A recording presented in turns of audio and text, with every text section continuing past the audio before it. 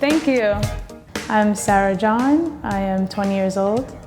I am in the Army National Guard. As you can see, it's thick. It's really thick, so I don't do it a lot myself. I normally go out to salon and pay and get it done. It's just a lot of money and a lot of time. So you want to help me out?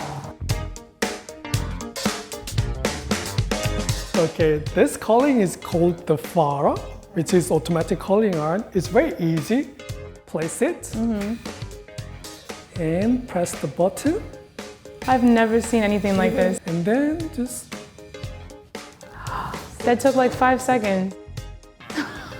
Wow, I can do my own hair now.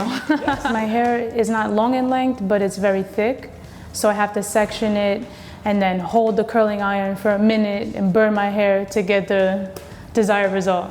Just the length of time that it takes, and when I do go to get it professionally done, the amount of money it is, it's not convenient. This one going to rotating left and right. Ta-da! Oh my, look at that. Yeah. That would take me a minute at home.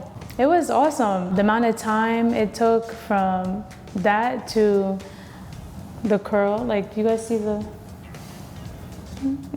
It literally took a couple seconds per section of hair.